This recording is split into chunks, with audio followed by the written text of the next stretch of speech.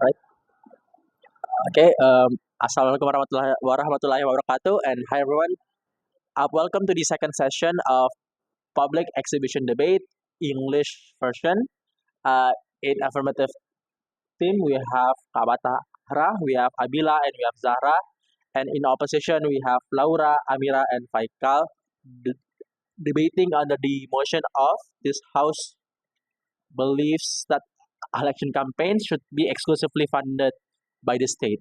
Uh, Yeah, to begin the debate, I call the Prime Minister of side affirmative here.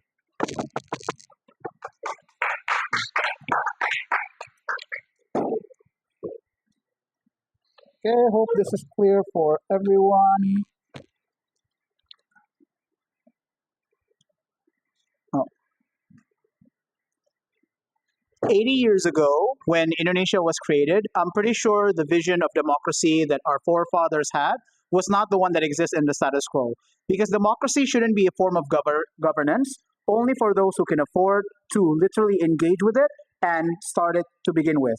We say on government side of the house, what's the most important thing is to make sure democracy in its purest form can be represented. We do not have the burden to explain why our policy will suddenly make Indonesia perfect. I don't think that's possible. We're too far gone. We have at least the principal consideration of making sure democracy can be more upheld.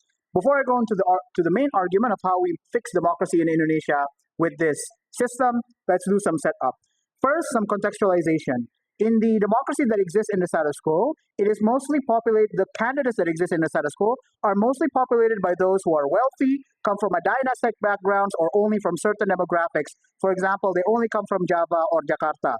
Even they become candidates in other cities and other provinces just because they have more money, just because they can afford all of the processes involved in being a candidate.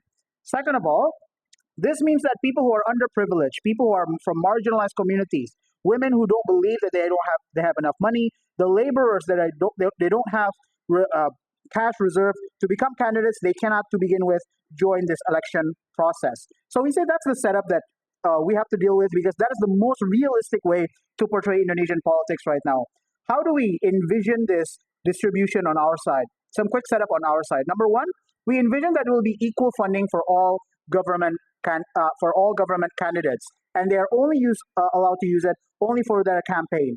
On our side, we would like to try and enforce things like making sure there's no corruption, making sure there's no backdoor deals and things like that. But if we cannot fiat that, I don't think opposition can fiat that either. So we say if they want to talk about dirty politics, it's going to be symmetric. At least the funding will be better. Second, the motion talks about elections, so it happens in all levels: the presidency, governance, mayors, and all other governmental positions. So we say all of those are important. And so that's how it's going to work on our side. Lastly, in terms of setup, even if there are corporations or organizations, they want to do some campaign donation, they are no longer allowed to do it to individual candidates, but they can only donate, for example, to an overall collection or an overall pool of funding that can be distributed equally amongst all the candidates. So if these corporations that are lobbying actually care about democracy, they'll give the money anywhere on our side, but they will not be able to use it for lobbying purposes. We'll give the incentives later on also why this is going to be better. With that, the main argument of my speech, and this is going to be on three parts on why we can fix democracy in Indonesia based on three things. First, regarding the principle of the access to become a candidate. An ideal democracy should not just be populated purely by those who come from the elite circles or any circle to begin with. It has to be accessible for everyone. And on top of that, when you join the candidacy, you should be able to join no strings attached and make sure you can uphold whatever your ideals are. What does it look like in the status quo? Why is this problematic? In the status quo, it's full of rich people coming from dynasties and people who already have a lot of funding, people from the richest parts of Jakarta going everywhere. This is because the internal selection process inside of parties, or even to become a campaign or a candidate, is very expensive. Number one, literally the cost of starting your campaign is very high. Number two, if you're in a party, you have to pay for so many of your members. You need to get buy in from your internal party members. Thirdly, that means internal campaigns are expensive. That shows to you that only rich people can do this. Secondly, in the best case of op, you might have some idealistic or young politicians, but unfortunately, because they don't have that money, they're still young, they are forced to join dynasties and these huge political parties that are already existing in a status quo. That means they don't have the ability to join on their free will. They have to join based on the will of whatever the political parties are. Thirdly, the people who are underprivileged will be kicked out. The weighing for this principle to begin with is number one, this is the most logically prior argument to any other argument. If they cannot prove to you how somehow people who are underprivileged, people who are idealistic, people who want to challenge the system, unless they can somehow prove to you they can become candidates to begin with, their arguments and don't manifest. And this is the basis for all campaigns in the future. Literally, who you are as a candidate, we say that's the most important argument in this motion. Second argument regarding the fairness between candidates during the campaign. We say that society has a right to know and has a right to speak and understand what is happening in their candidacy. They should not be manipulated based on who just has most funding and who just has the most attractive campaigns and things like that. Why is it going to be dominated by the elites, and why are they likely to win the elections in the status quo? Number one, the process of campaign, literally the logistics of going everywhere, making rallies, making events is incredibly expensive. Number two, to pay for partners, celebrities, and endorsements to support you, very expensive. Number three, in Indonesia, we have a culture of trying to skirt the law by distributing our campaign or like our name through things like bansos, welfare, distributing things like sembako with the face and the name of a candidate. Number four, in Indonesia, we have regular bribery. There's no translation. There's things like serangan fajar, where you basically get the money and you are told to vote for whoever you want. And fifthly, in Indonesia as well, you can get more media buy-in, more interviews, more support from media corporations if you have that money. That means the process of a campaign is likely to be dominated only by the rich and only by the elites, coming from the descendants of our forefathers, coming from the descendants of people who are incredibly powerful. The weighing for this second clash and why it's already problematic on their side. Number one, this has the biggest impact. This basically determines what can be part of a campaign. Even if you have a really good campaign to try and support the people, to fix education, but you don't have the money to do it, you cannot start that election. But second, even when you try to make these campaigns, you lose out because other candidates have infinite amount of money that they can use. This means that your campaign and your voice is silenced. We say that is the biggest impact that they have to deal with, how the equality between campaign candidates are not going to be not going to be fulfilled on their side. Lastly, on how can we still reach society even with a limited amount of funding? Even if OP wants to say the most important thing about democracy is reaching the biggest amount of people, we're not going to trade that off. Number one, there are three solutions we can rely on. Things like the advancement of technology, making it so any campaign can reach any parts of Indonesia. Number two, we have more and more infrastructure and roads to make sure our candidates can reach all of those rural areas. And number three, we still have media, we still have state-funded television. And if it's not ideal, we can still incentivize them because the campaign candidates still want the votes from these rural areas. And if it's still expensive, that's just more reason to make it cheaper in the future. All in all, for democracy to be able to be even respected, they have to fulfill these metrics. If they fail to fulfill this, regardless of their benefit, it's not going to be worth it. For all those reasons, proud to propose.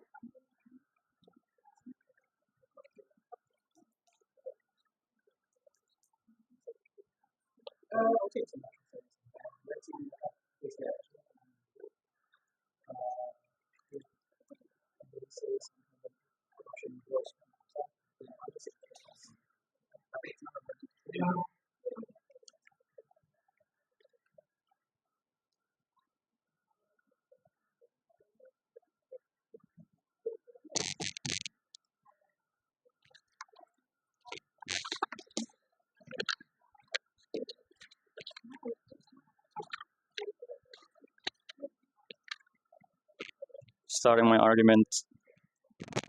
Test it.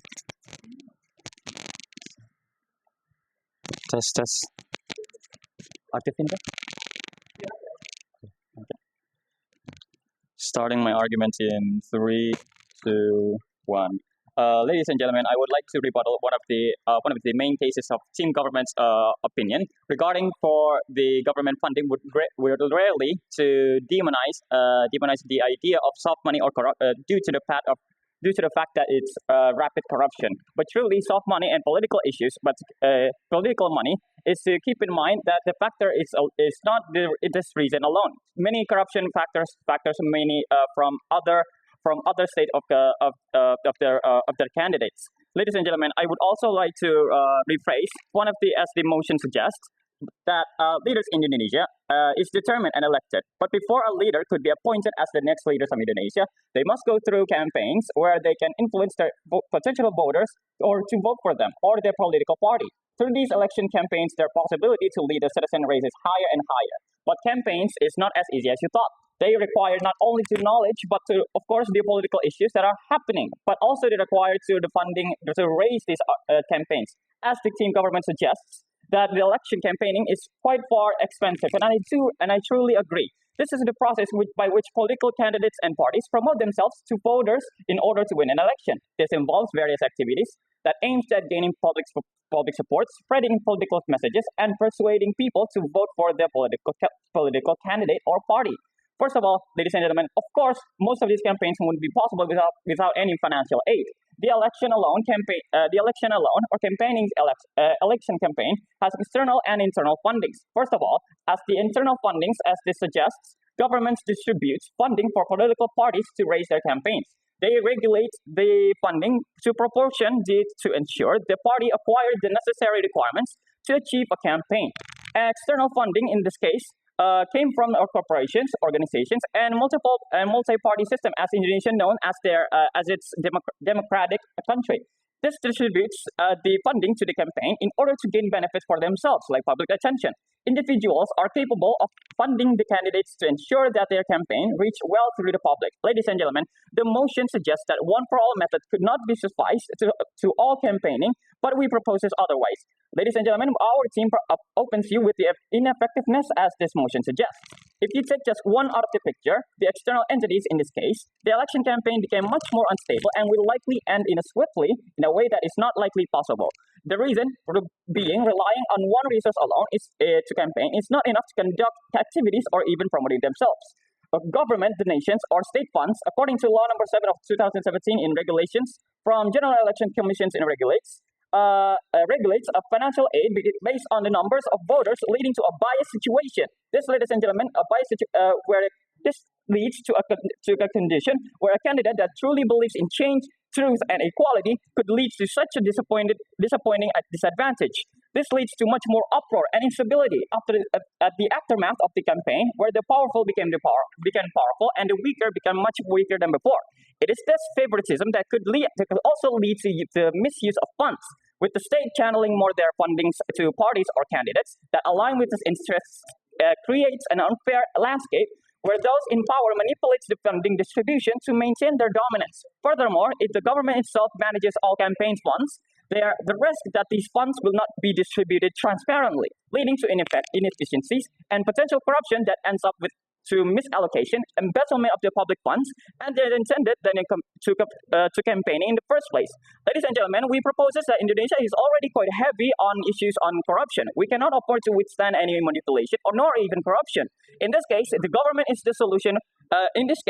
Should the government is the solution for as the one for all method, the method could potentially prone to the idea of candidates to corrupt and misusing the funds. Campaigning required further and louder yet higher costs. This drives the candidates to seek undisclosed fundings. Due to the most campaigns in Indonesia are considered expensive, requiring money such as for advertising, logistics, rallies, media coverage, and outreach. Their options are either undisclosed donations or even say corruption, or forfeiting the election as we speak.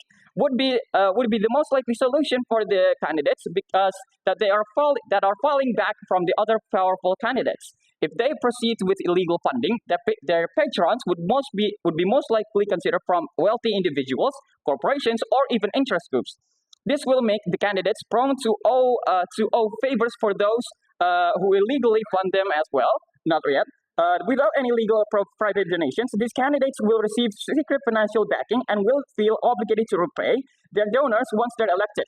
This leads to capitalism, where businesses get preferential treatment or even will result in bribery, illicit dealings, and far worse, legislative manipulation. In this case, as politicians secretly rewarding their donors by they would further reward them to the point where they would push policies that benefit their hidden donors. Indonesia has already experienced and struggle with money politics, where the elite influences policy making. This will deepening the problem, ladies and gentlemen. If the solution from team government would require the government to focus or inclusive with candidates that are considered minority or vulnerable, the most likely outcome of this will backfire, as it will be most likely upon the political campaigning campaigning process, leading to an awkward position, whereas the elected minority will pursue their program financially on their own.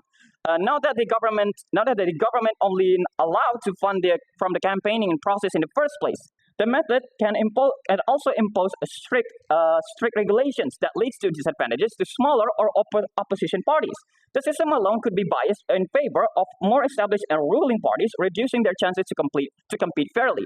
Other disadvantages I would like to include is that the lack of diversity. Our country alone has a multi-party system, as I mentioned before, with many political parties that each represents their own diverse interests, starting from nationalist, patriotism, labor union, religious, and youth-based movements.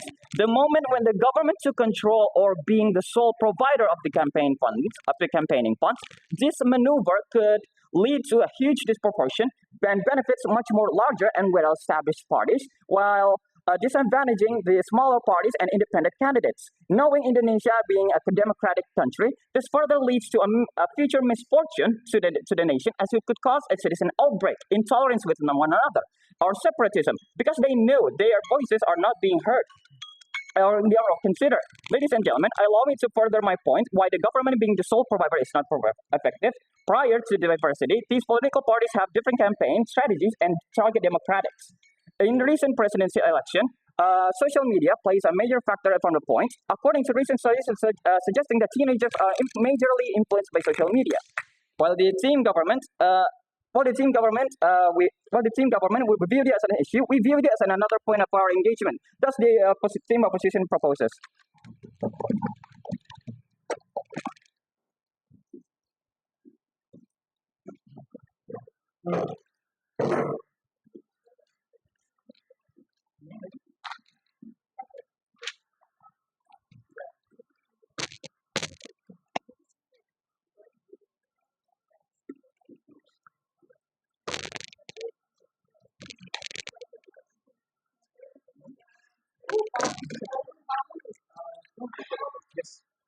For my speech in 3, 2, 1.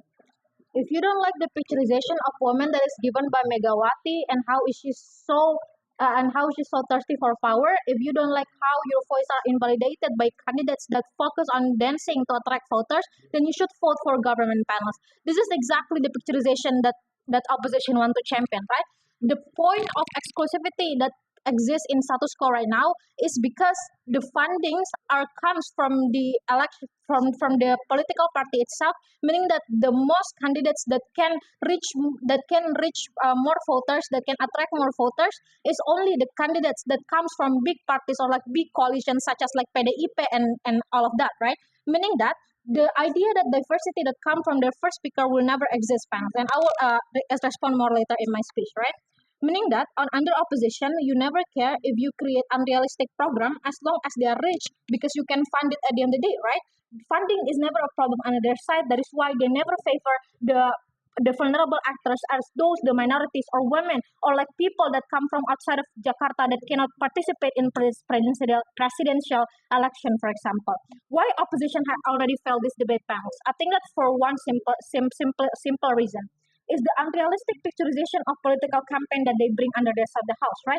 your characteristic, the idea that they say that the funding from government will not be enough because the characteristic of campaigning under their side of the house is those campaigning that include bansos, is those campaigning that include the endorsing of celebrities. That is why your characteristic never enough if it's funded by the government, because you want to do things in the campaigning that is not fair to all candidates in the campaign, right? That's why under our side we tackle all of this and we create a more stable and ideal campaign where fairness will be the utmost priorities in this election. Then therefore 3 points of rebuttal before I move to my extension. Firstly, the, to the point that they say money is not enough for the election campaign that is coming from government. Two responses for this panel. Firstly, I think that this is wrong because the idea that the money is not enough is not a tangible harm at the end of the day. Why is that? Because the government is a actor that is capable to review the programs that they already did, right? Meaning that, for example, in this period, the funding for military is not enough, then we can review it and create better funding for the military in next period, for example. This is why the funding for election in this era, for example, will be better in the next period because it's something that can be reviewed under the government side. But secondly, the financial analysis panels this is the capability that the government have, right? Meaning that we can rationalize and calculate how much funding will be allocated. Meaning this, if we reply in APBN, for example, there will be different funding in presidential election and different funding in mayor election because we can calculate the funding for like this different type of election and what is fair to all candidates in that election, right? But secondly, there will be also like this will be also like part of discussion in like the parliamentary members, and because it will be in parliamentary members, because it will be fair at the end of the day,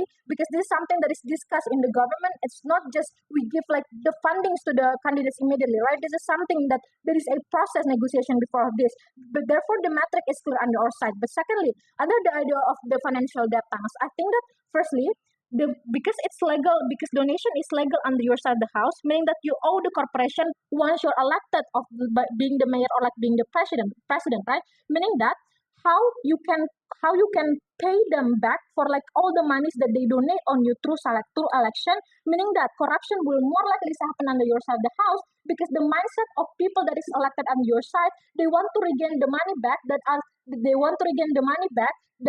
wasted in the campaign because they want to regain all of those money. For example, like 200 millions are wasted in your campaign. For example, you want to corrupt 200 millions to pay back all that money that is wasted in your election, in your campaign. Therefore, but comparatively on our side, we owe the government, right? Meaning that the way we pay the government is that we work for people, meaning that we have better governance than before because the government fund us, meaning that the moment we are elected, we want to create better programs, we want to create better solution for people, for like minority issues, for example, because this is the way we pay the government, because this is the way we pay the debt the government that have fund our campaign. Therefore, moving to my extension then, talking about the fairness in competition. My PN has told you that the context of Indonesian democracy is very unfair and very exclusive for the rich and privileged candidates and parties. In Java, for example, and there's no chance and opportunities. Therefore, I will explain to you how fairness in competition will be achieved on your side, right? 3 points of likelihood. Firstly, the picturization of Japan currently fails. The funding allocations of the campaign are solely focused on the candidates and programs, meaning that this picturization is clear, meaning that there is one wall, for example, that shows all the banners of the candidates and their vision and mission, not only their faces in every gang in street that happen in Indonesia, meaning that these people and these candidates cannot pay for like every street, for like every banners and every ads in the street to pay to show their faces, because there will be a wall that is only dedicated to all candidates, meaning that it will be fair. But secondly, we will focus on solely on the programs panels, meaning that it will be less likely manipulated by celebrities and reputation, by Raffi Ahmad, for example, that can come to the stage and dance with Prabowo, but it's not sharing the programs at all. But under our side of the house, there will be no ways for this like outcome or like shortcut to attract more people. But because under our side, people are forced to focus on the program, right? But see, it will trickle down to more accessible election. What do I mean by this?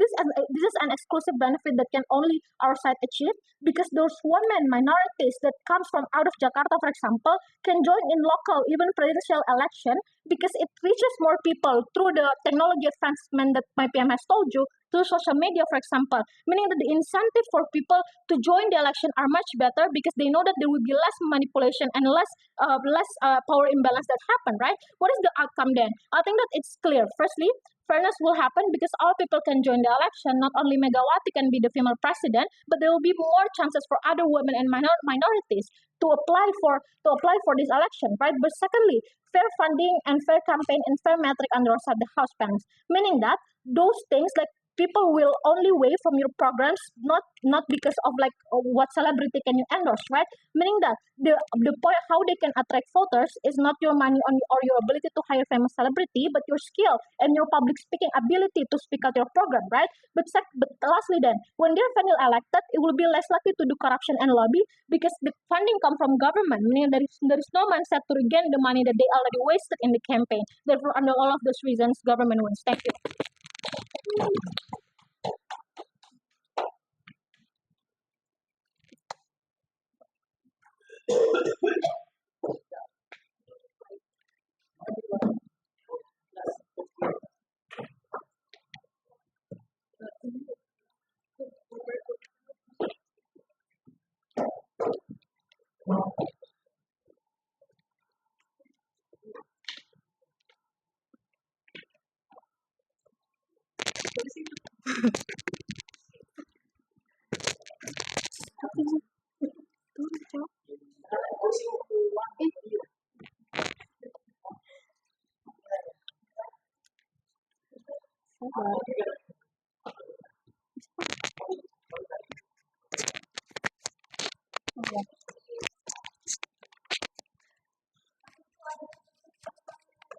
Iyo.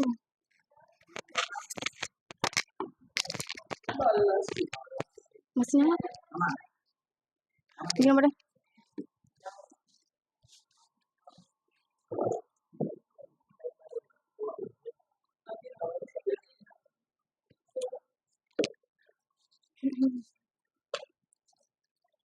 I think that it is clear that when you want the process of election campaign to be fully funded by the government, it is impossible to begin with. Because firstly, Faikal, I've already told you that Indonesian government is very limited in terms of their allocation of resources, i.e. they need to allocate it on other emerging issues like economic or education, for example. Therefore, to fully fund the 50 candidates, it's impossible to begin with. It's unlikely for you to fund the candidates that simply want to get into political party. But secondly, I think that even if they're able to fund the candidates, I think that it will be very small anyway because they will probably only give you like 1 or 2 juta for the campaigns, which I think it's not enough, especially when you strive to get a position in the political world. But lastly, I also think that to some certain extent, you need to be contributive to the political party first before you can before you can be fully funded by the government. I think that this happened in Sweden already, in which the only way that you can be contributive to the political party is when you as an individual have the money and capability to do so. But moving to my first rebuttal, right? If government's concern is going to be on the reduce of corruption, then I think it's equal anyway. But let's not what are the reasons as to why most candidates would have the incentive to corrupt to begin with, right?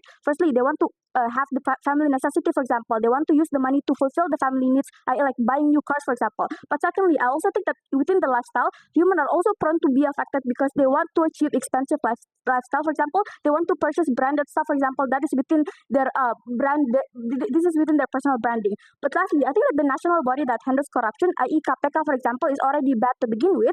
Therefore, these candidates will always think that they're not going to be punished. They will have that incentive that they're easily going to get away with it anyway because they can bribe within the KPK system at the end of the day. But what is the comparison then, right? Even if in our side of the house, money politics still exists, like Prabowo, for example, it's still going to benefit the people anyway because at least you're helping out other people economically, right? At least these people can use and get the benefit from the money that they receive from Prabowo, for example, right? What is the comparison then, right? The form of corruption will not benefit anyone because they don't have the form of giving back to society, and I think that this is going to be the biggest problem coming from government, right? But moving into my second rebuttal, they told you on the idea of accessibility. I don't think that accessibility should be debated anyway because the fact that only those who have past experience in the political party are also the ones that are going to be chosen at the end of the day, right? I think you as a voter would rather choose those that have the popularity or the contribution to the political party rather than those who is new and don't have any experience at all, right? I.e., some random candidates with no experience will obviously lose against Prabowo, for example. Therefore, accessibility is not exclusive, right? Look at the status quo. You only want to choose candidates that have the most contribution to the political party.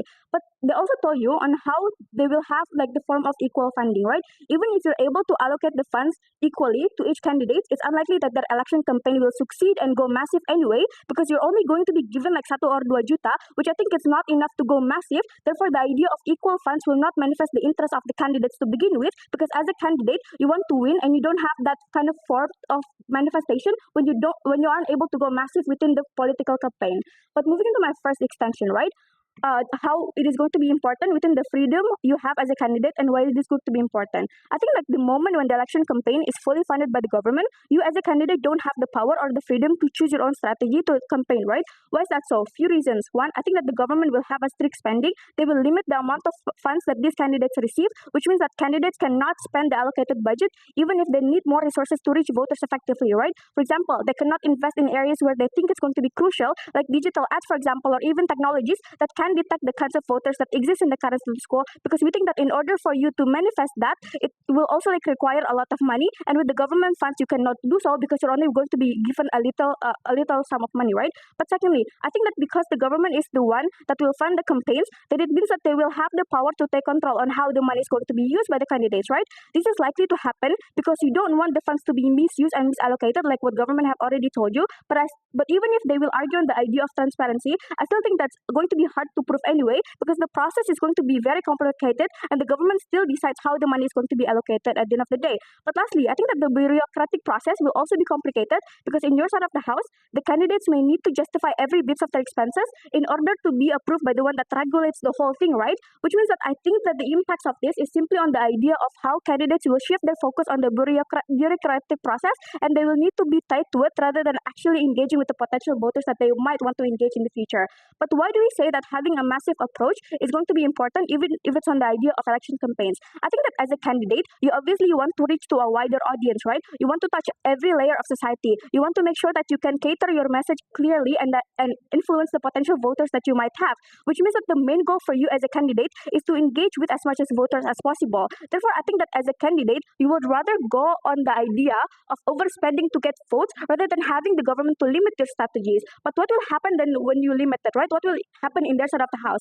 One, I think that candidates cannot reach a wider audience because they are restricted in how much they can spend on ads, for example. This will either mean they have less ads or no ads at all, or like to some certain extent, they may need to stick with a traditional form of campaign, like door to door, for example, because it uses less money. But I don't think that as a candidate, you would want to stick with a traditional form of campaign because of two things. One, is no longer relevant, and two, it's not going to be efficient anyway. But secondly, I think that candidates will also fail to reach undecided voters because their form of campaign is not going to be massive enough, right? They aren't able to persuade the swing voters because in order for you to reach that, then it means you need technology, for example. You need the media exposure. You need larger scale of advertisements, right? Which I think that it might be hard for you when you are either limited on funds or you must follow the regulations that is going to be coming from the government. But what is the comparison then, right? In our side of the house, you're able to invest and overspend on the kinds of resources or tools you want to use within the process of campaigns, i.e., you don't need anyone taking control or giving the limits in your expenses, which means that you will have modern technology, for example, you will have more ads, you can also invest in the analytics to engage with the voters at the end of the day.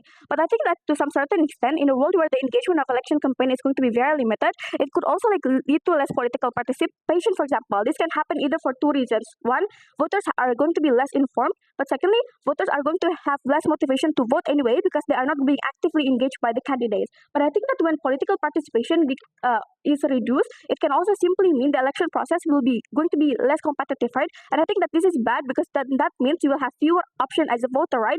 When this happens, it can actually lead to the inability for you as a political party to bring up controversial issues, for example, since you don't have the donors that want to opt in within your political party, i.e., like issues like women labor, for example, or any policies that favor the minority, which can be hard to achieve when you don't have that much power and exposure as a political party or as a candidate to begin with, right? But why then is going to be bad, right? Few reasons. One, I think that when political parties cannot bring up controversial issues due to like the limited funding, important topics like women's labor rights, for example, or like minority protection is going to be ignored. But secondly, I think that society will view it as bad because you aren't able to massively campaign independently and you aren't able to address issues that are supposedly emerging, right?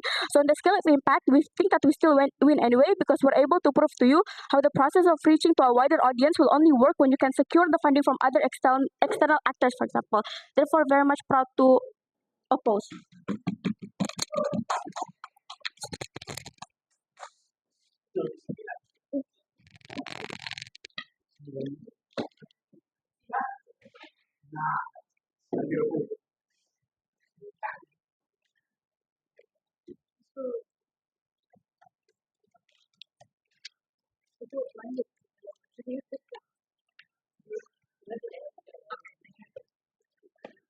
Pendekku. Gak apa-apa bawa timer ke sini. Gak apa-apa bawa timer ke sini.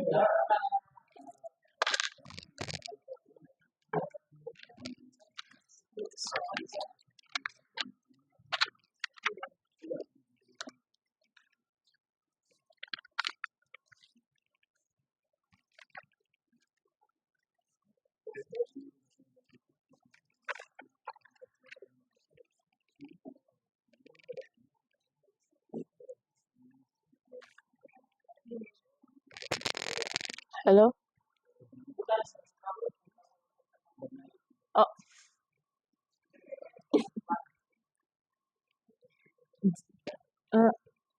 Jinjit muka. Terdengar juga? Oke.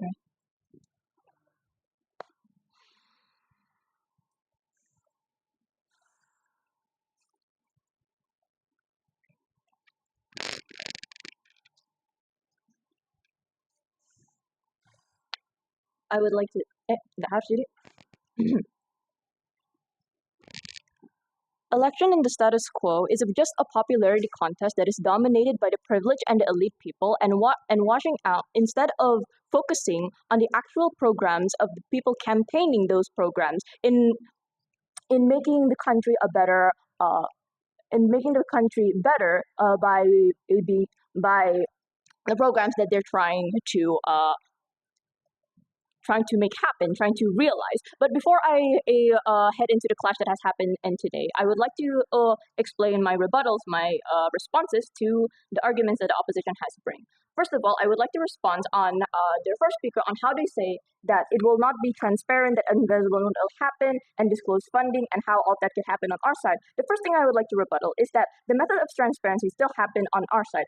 First is internal audit system still exists. And especially on by implementing this motion, we are more able to view the money and where and how it goes. Internal audit system exists like KPK, and if the motion is implemented, we are able to see what the money is used for, where the money is go. So the transparency will still and will more likely happen on our side. Second is the external audit. The society, if the people know how much money that the campaigns are allowed to have during the campaign, they would most likely be able to see what they use that money for. The internet exists, journaling exists, investigative journal will try to figure out where the money goes, and if that money is used for something that's they're not supposed to, they would actually they will be they will be more likely to find out, and there's actually a societal incentive to actually do this because Indonesia is a country that actually respects the political and its process. And third of all, the implementation of punishment. If this motion is implemented, then there would be a punishment implemented for those who are using funds from outside of the who are using funds outside from government funded, like disclosed funding embezzlement. That will not happen because if they are caught, like the way that the transparency that I've already explained will happen. If they are caught, then they will be punished. So they're less incentivized to actually do it. They will be punished, and they will, by the way they were punished, they will no longer be allowed to join election, etc., etc. And meanwhile, on the alternative side, on the opposition side, alternatively, they can't. they can't do this punishment because everything is legal on their side. Even if you can track, even if transparency happen on their side, there's no check and balance to actually negate this thing even if it happens, because punishment does not exist on your side. Everything is legal, everything is fair play on your side. Now, the second thing that I would like to rebuttal is that they say that funding would. The first and second speaker constantly mentioned that funding would be inefficient, and because the allocation of funding will go to elsewhere. But that is not true. That is too worst case. We have Indonesia already have lots of resources that are guaranteed to be located to these campaigns. We already have respect for our politicians and the process of politics itself. Politics itself. This is for an example for this is the luxurious cars and the facilities that has been provided to the elected officials that already exist in the status quo. That already proves that the funding will actually be efficient. And my second speaker has already rebutted and explained how the sufficiency of funding will happen. First, assessment. The second is financial capability, and etc. etc. Third thing I would like to rebuttal is that they say that money politics still exists, but it will still benefit. No, the benefit is not a good thing. Even if it does benefit the people like Bansos, it will only benefit them for a week. You should not credit this as their benefits because if they actually focus on the program that is more helpful, this will actually help these people on the long term instead of only trying to buy their vote for a week with help that will only last them for a week. And they say the second speaker also mentioned that this will not reach many people, but my first speaker has already mechanized why this won't happen. He's already mechanized why we can actually reach people on. The campaign would actually reach many people. First is the technological advancement. Second, the infrastructure incentive to actually be more open and accessible to the knowledge of these campaigns. Third is the mass media that has already been globalized on this current day. Now, to the clashes that has been brought up today. First is the effectiveness in the campaign. What have we seen during this clash today? On our side, we've already proven that that by implementing this motion, the people are more incentivized to actually focus more on their programs, on what they're going to do, instead of focusing in more on popularity contests, focusing more on entertainment aspect, and instead we'll actually try to incentivized to focus more on helping the nation, the country. What will this become? This will actually create a better country. This will actually create a better country where people are more open where people are more open and accessible to the campaign process and actually fixing and for the betterment and development of the country. The second clash, speaking of fairness, the second clash is about the fairness and accessibility. This is an exclusive clash that has already been proven by my side and has failed to be negated by the opposition side. We've already explained why accessibility happened, the process of it happening. We have already explained the likeliness of it happening, and we've already explained the outcome and why it's beneficial if it happens. And we've already explained why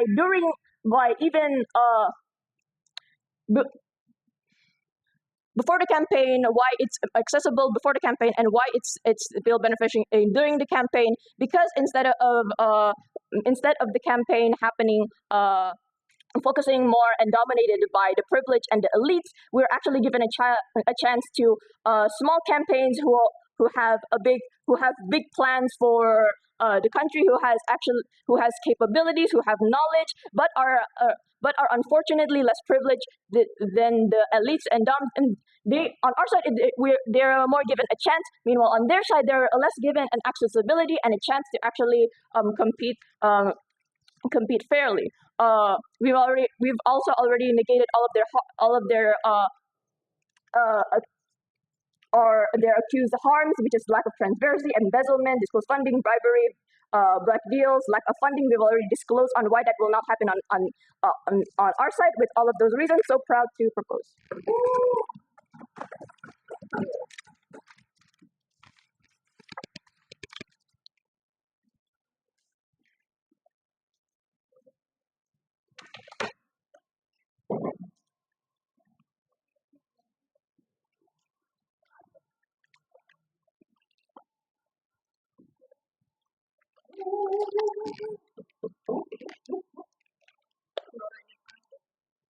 Huh?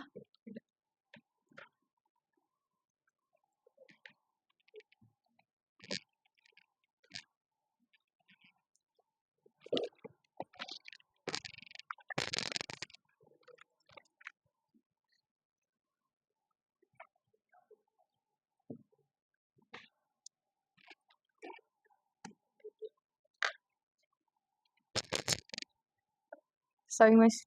Kedengaran? Kedengaran?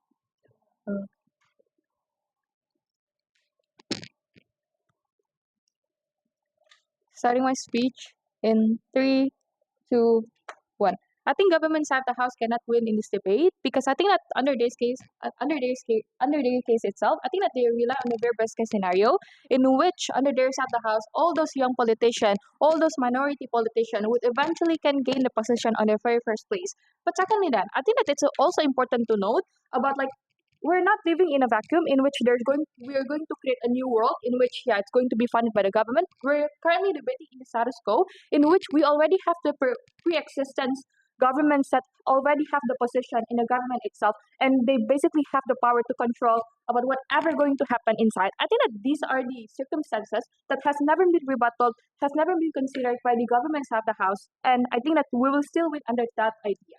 Few responses then towards the government side of the house. Firstly, they argue on the idea that funding would still eventually exist anyway.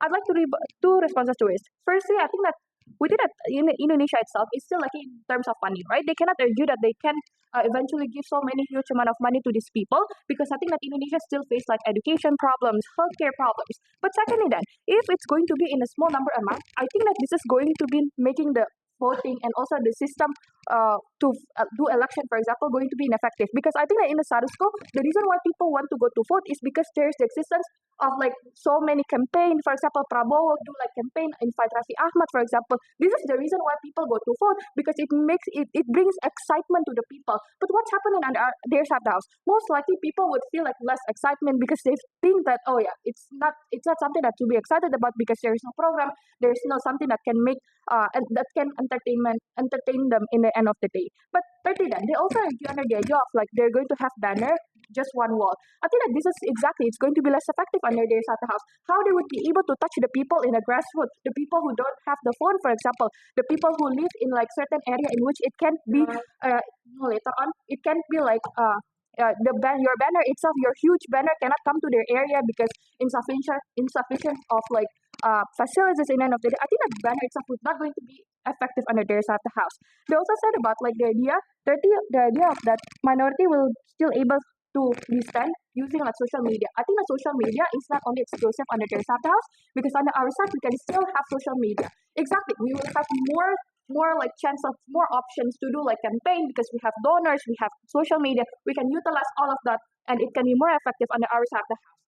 And yeah, I think that please do not buy under the analysis of like minority can stand on their own because I think in the status quo people are progressive, right? It means if you're coming from a community who supports women chances, for example, I think that most likely it's still going to get donors in the end of the day. But what's happened under their side of the house? Exactly what Kamira told you, the idea that if you're supporting something that is extreme, because the existence of pre-government most often least likely to support such kind of extreme ideas means that the money under your side of the house would be so hard to get in and of the day, or it's going to be so little because the consideration coming from the pre-existence government.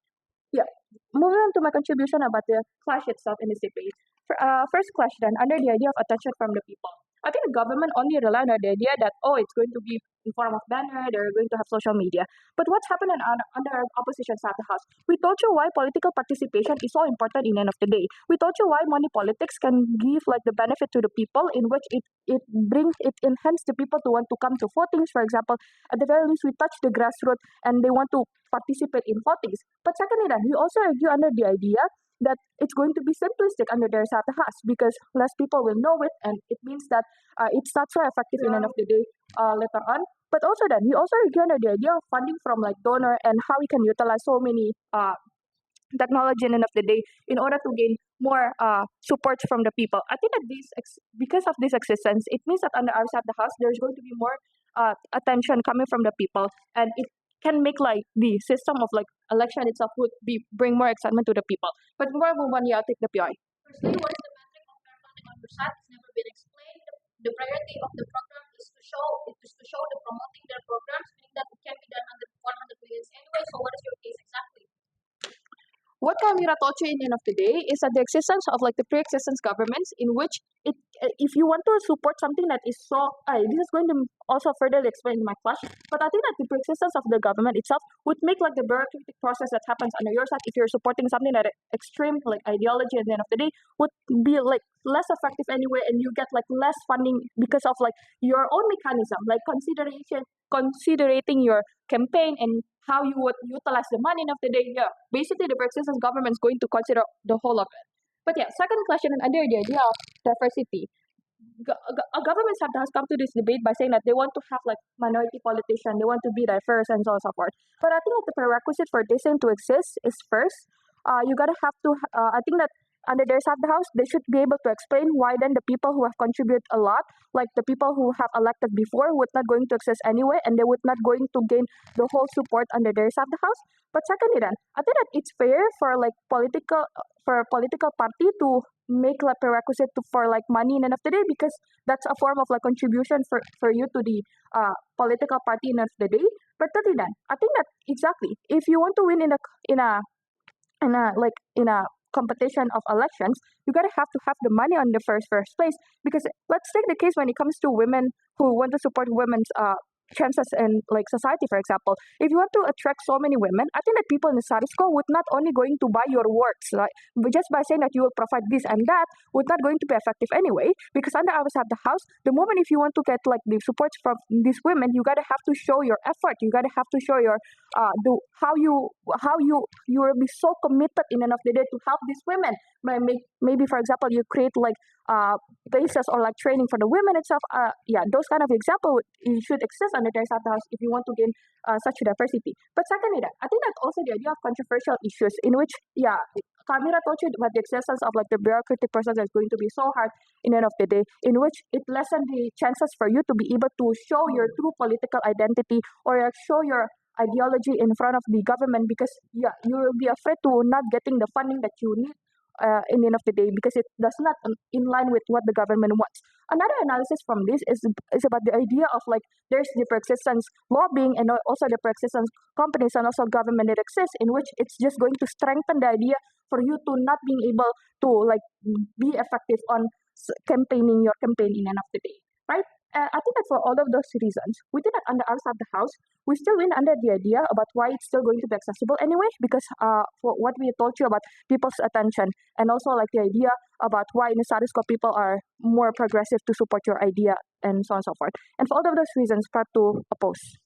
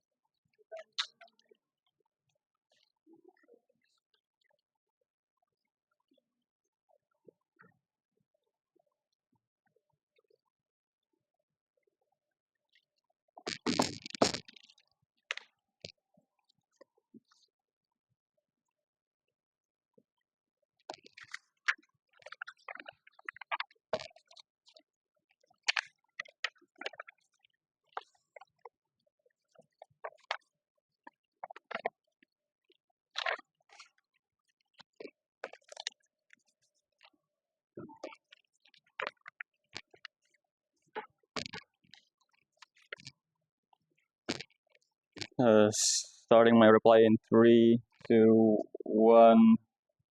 in idea, campaigning is expensive, ladies and gentlemen, and quite competitive in Indonesia. As many as you know, many roads if you come across on, you will find a banner that advertises their candidates. A government team has already mentioned that the transparency is on their side, but such as journalism, internet, and or even investigations, including this includes and further our team's goals to establish external funding. Why, ladies and gentlemen? Because it's this the reason our team tackle government's idea and rebuttals of celebrities that I mentioned, celebrities or any entities that are biased on one candidate is already counteracted with the fact that there are already regulations prior to this major issue. Celebrities or any entities that are biased on one candidate are already mentioned to the solution alone because our team recognizes open and wide major perspective on why political money is on why political money or even soft money that the team government has demonizes a lot that has nothing to do with corruption. But in contrast, our team already suggested that corruption occurs due to the psychological fact that it occurs when the candidates alone are left vulnerable and incapable. This, which the government team that failed to realize that the government has a limited resource to comply or even to suffice each of their candidates. But with our team provides a further transparency to equalize the candidates as well as the actors within this motion. In which case, our team provides a solution to open jobs, as a matter of fact, for people who wants to make a change. Because our solution includes diversity, that influence candidates to see on their side of the picture. Because we proposes, ladies and gentlemen, that our team proposes that candidates are forums that given the that will bring the issue more attention, such as unrepaired road or even sewer blockage, and even and etc. Government's main concern is corruption from external parties, but truly there are already regulations regarding to this issue. Additionally, our team also proposes that a major factor that government fails to realize is that they mentioned that minorities can also join the campaigning alone, but without any government's resolution to comply with this issue. It is a major backstabbing issue because it would further our points and also to disadvantage from the team government's argument alone. So most governments in other case in this misuse. In the other case, the misuse of the word vulture, because the image of team government had proposes that the unfair advantages from the other candidates, but in campaigning, but truly candidates cannot be selective to choose to choose which external parties that should be given to supply from their resources in the first place. The candidates are only a forum, ladies and gentlemen. So if the companies alone, our team also proposes that companies alone, there are many type of external parties that focuses on their own benefits and behalf. For example, if they are from the labor union, of course they will be focusing on their benefits alone, focusing on the benefits of the external party of labor, and of course and their perspective to understand the problem within. So, ladies and gentlemen, our team opposition proposes. Okay, that is.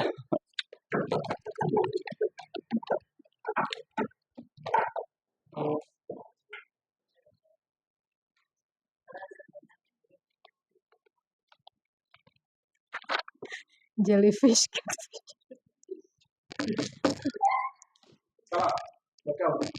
Jellyfish catfish. 1, 2, 3. Opposition lost this debate for 3 structural reasons. A. The context of Indonesian democracy that has never been characterized under their style house and only have been brought by PM of my team, right? They fail to answer why accessibility to your site is better because democracy cannot never be championed by opposition because the idea of democracy, if people receive serangan fajar, then it's okay because people receive money at the end of the day anyway, which is wrong, panels, because democracy can be championed only if they can prove to you how you can open more access to women and minorities from small parties to also join an election, not only from big parties like PDIP and all of that, right? But second reasoning, I think that the burden push that opposition keep doing on the idea of corruption is never create any harm to our case at all, because they are never been able to answer how corruption will be less on your side of the house, right? How corruption even will be less on your side, because they actually encourage corruption on their side panels. Understand their case, right? They're okay with money politics, which what creates the mindset of corruption to begin with. So how do you want to push a burden? How do you want to push a burden that is you encourage under your side of the house? So what is the harm? Is it a harm or benefit? We don't understand at the end of the day, right? It's what they defend, meaning that they already lose this. But thirdly, then there are also no case to prove how the outcome of election on your case will fall into the favor of people on the ground, right? This is the goal of campaign by the end of the day, right? We explain to you how once we are elected, we will pay back the government funding by working for the society, because that is what we do at the end of the day, right? There will be also less incentive to corrupt. There will be also less incentive to do lobby panels. This is what we already proved to you. But understand, under opposition, they never explain under their side of the house how once these people get elected, they will actually do work for the people on the ground. Because under your side, if you take the case of Prabowo, for example, and if you take the case of like program makan gratis, for example, it only favors to people on Jawa panels. On in Palu, there is only one school that gets funded by this by this like free lunch program. That is why this is something that is never been proved under their side of the house. But our goal as government is simple, right? We don't want to immediately create ideal society, but we want to create more accessibility at the end. And we already proved to you how our goal is achieved under our side. But what is the clash under this debate? I think that there are three major clash. Firstly, talking about how enough funding that opposition tried to champion. But second clash about fairness that we already win. And third clash about accessibility that I'm sure that we already win this clash. But let's talk about first clash then, about the idea of enough funding.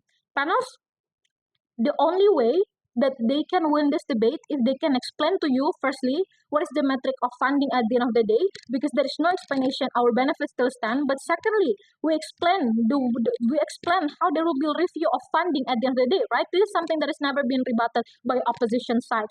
How, even though reviews will exist under our side, how we will maintain a more like stable like funding at the end of the day is something that is still bad under your side of the house. They never rebut these panels. But under your side, funding exclusive to your engagement to other corporation, right? Meaning that if you cannot pay back, for example, if you can do the black deals, if you cannot do a program that is actually beneficial to the corporation, meaning that you will lose your relation with the corporation at the end of the day, which is very bad on your side, because you rely so much to this corporation donation. But under our side, we don't rely to this, right? We only rely to government funding, even though my PM, as I told you, even though there are donations, it will be a donation to the whole pool of the candidates, not only to one candidate in particular. But secondly, about fairness, we already championed this by saying how we explain to you step by step process how the fairness can be only achieved if there an access to in the first place, and accessibility can only be achieved if they are fair process to enter the election. There is no manipulation, there is no power imbalance at the end of the day. Therefore, under all of those reasons, government wins. Thank you.